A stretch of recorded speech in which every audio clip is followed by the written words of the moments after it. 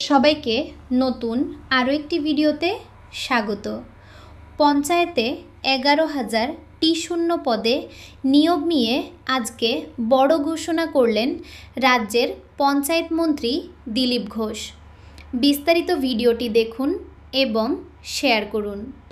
মাননীয় মুখ্যমন্ত্রী ঘোষণা করেছেন 1 লক্ষ কর্মচারী নিযুক্ত হবে, তার মধ্যে 50,000 শিক্ষা বিভাগেই হবে, শিক্ষক ও শিক্ষক, কারণ খালি হয়ে গেছে স্কুল, 8,000 স্কুল বন্ধ হতে যাচ্ছে।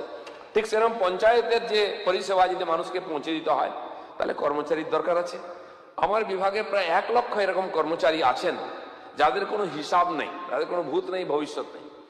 4 বছরের জন্য কোনো প্রজেক্ট শুরু হয়েছে, সেখানে নিয়ে নেওয়া হয়েছে কয়েক হাজার লোককে, প্রজেক্ট শেষ, ক্লোজ হয়ে গেছে, টাকা আসে না, কিন্তু সেই কর্মচারীরা রয়ে গেছেন, তাদেরকে মুক্ত করা হয়নি। এই করতে করতে বিরাট বোঝা একটা, তাদেরকে বেতন দেওয়ার কোনো সোর্স নেই, তাদের ভূত ভবিষ্যৎ নেই, কবে রিটায়ারমেন্ট, কদিন কাজ করবে কোনো এগ্রিমেন্ট নেই, কিন্তু আছেন, কিন্তু আমরা কাউকে তাড়াইনি। কোনো না কোনো ফরম্যাট থেকে টাকা নিয়ে এসে, কোনো প্রজেক্ট থেকে টাকা নিয়ে এসে তাদেরকে কাজ দিয়ে, এই যে বিভিন্ন সার্ভে ইত্যাদি হচ্ছে, তাদের কাজ করানোর চেষ্টা চলছে। আপনারা জানেন একাধিক সার্ভে, একাধিক কাজ একসঙ্গে শুরু হয়ে গেছে, ফলে আমাদের কর্মচারী কম, ফলে কাজে গতি কম হয়ে গেছে। সেটা আমরা নিবেদন করেছি সরকারের কাছে যে 11,000 কর্মচারী নিযুক্ত করতে হবে। এতদিন পর্যন্ত পদ্ধতি ছিল পঞ্চায়েত ডিপার্টমেন্টের নিয়োগ জেলা স্তরেই হতো।